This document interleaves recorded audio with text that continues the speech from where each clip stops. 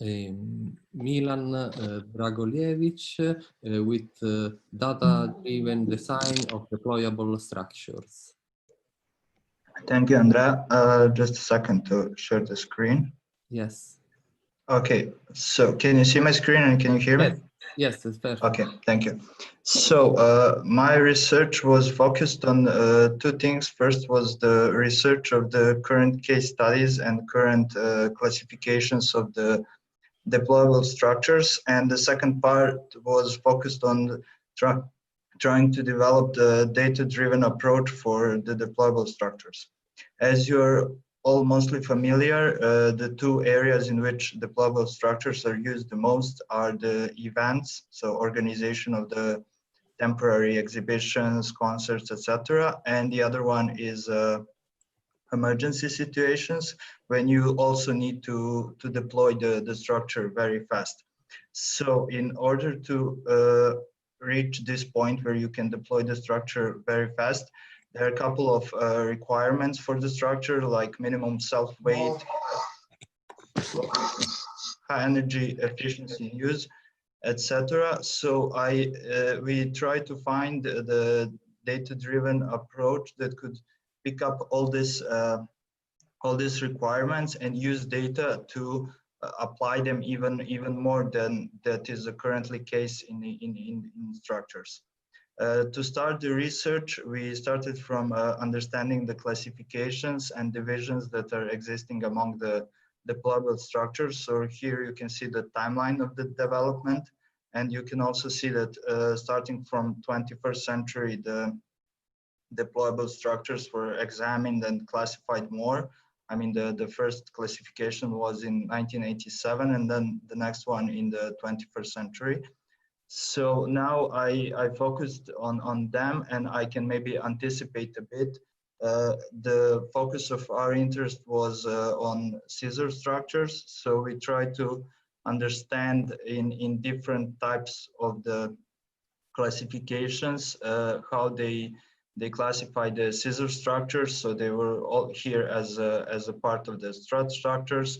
Then in the classification by Gantt, they were under the earth-based deployable structure. So that means they have a significant, not significant, but that the self-weight is an important part of their load. And also by Pellegrino and under the structural mechanisms. This is one of the most important classification. It is most referenced one. So Hanur and Levy used it as a part of the rigid links and skeletal structure. Korkmaz in 2004 also under the, this was the division based on the application in architecture. So it goes under the buildings with variable geometry. Schaffer and Vogt in 2010 under the rigid materials. And by Stevenson, you can see there's a whole series of different scissor structure that he examined. So here it was important for him to understand the movement of the whole structure and also of a single element. And as you can see, the scissor structures can have a different movement on large scale, while on the small scale it's always the rotational movement.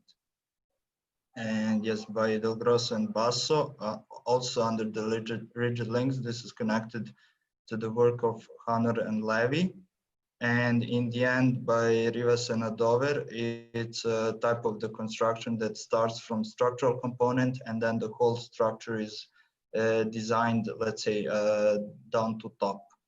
So to summarize one more, so scissor structures are also interesting because they have a linear element and their self-weight and use of the material is quite efficient. So you don't have any additional elements that are not loaded. All the tubes or poles are loaded and either compressed or tangent. So that's why it was interesting to see how far can we push this utilization of the elements and of the materials. So to also to sum up the possibilities of the movement, so you can have a linear movement, you can have a radial, circular, etc. And in the end, we focused on the dome as a 3D structure that can cover the most of the space compared to the, let's say, vaults or some single curvature elements. And we developed this parametric 3D model in Grasshopper with two elements, a scissor system that are in fact cubes, and fabric cover that are membranes, but thin membranes. And okay, here you can see the model in whole, and here you can see the generation of the dome. So this is also controlled parametrically, diameter and frequency. Frequency is in fact the number of divisions. So let's say the design can now be guided with, can be supported by this algorithm that allows you to generate the structures almost instantly. And these are the materials that we used for our simulations. So steel Q235B and PVC extruded material as a membrane. Also initial dimensions were poles of diameter of 3 centimeters with thickness of 0.5 and membrane of thickness 0.45. But this created a problem because, as you know, for Karamba, you have two types of the algorithms that you can use for calculations. So for the membrane, we needed... Milan, you have just 1 minute, one more minute. Okay, I'll speed up. Okay, so for the membrane, it's important to use a large deformation algorithm, and for the poles, it is used the first order theory algorithm. And then it was challenging to find a way how to create the nodes where the load from the membrane will be transferred to the poles, but we managed to do that by using supports and understanding the load in the support points.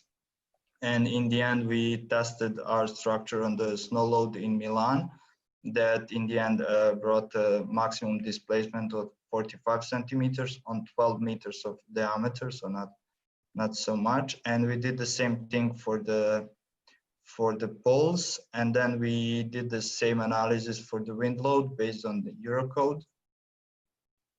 Yeah, you can see here, it's just a displacement of small 6 centimeters. And this is, let's say, the also most important part for the decision maker. We managed to extrude the maximum bending moment at the structure that is 0.93 kilonewtons meter. It's happening in the case of the snow. And then we compared it to what the cross section of the poles can resist. Okay, So now, I'm sorry, I need to cut in. okay. Oh, nice. This is please conclude. Okay, so yeah, so for the further research, we will try to go more into hybrid structures and into innovative materials and try to include them in our algorithm. Okay. Thank you. Thank you very much. So it's interesting because it's also connected to our first talk, and here you have also a pre-stressed structure. So the quick question is do you did some analysis taking account pre-stress and the possibility of buckling? So, or you are planning to do so? Because it looks very promising as a geometry. It should be quite strong as a deployable structure. Yes, so our next, so yeah, that's connected with our further research. So including these internal loads that exist in the structure before the external load of the snow or of the wind. You mean internal actions, right? The yes. So bending active is also one field that could be interesting considering this internal pre-stress. Okay, and I guess also you need to do a buckling analysis. Maybe the pre-stress is too high, and then the structure suffers more. If it should be a trade-off, probably. Yeah, of course. Okay. Yes, there is Stefano Gabriele, and I will give one chance to Stefano Gabriele to ask a question. Okay, thank you. One quick question. Thank you for your presentation. Very interesting. And I think that the tension that you will have in the membrane is a very important parameter for the global stability of this kind of structures. How do you think you will control this tension in the membrane in the real construction? Sorry, I didn't understand the tension in the membrane. Yeah. So how to control when you build the structure? How to impose the right pre-stress? How do you do it? The right pre-stress. Well, I guess we will also need to develop maybe some generative algorithms, or we can in a similar way to having the table like this, understanding what is acceptable, what is not acceptable. Because I think this algorithm helps because you can generate the, let's say, the maximum that material can resist, and also compare it to the maximum that is generated in the structure. So maybe going in that direction. Okay, sorry, Amedeo, but Don't worry. Don't worry. So 2 minutes is already a big delay. It doesn't matter. The time is over. Yes.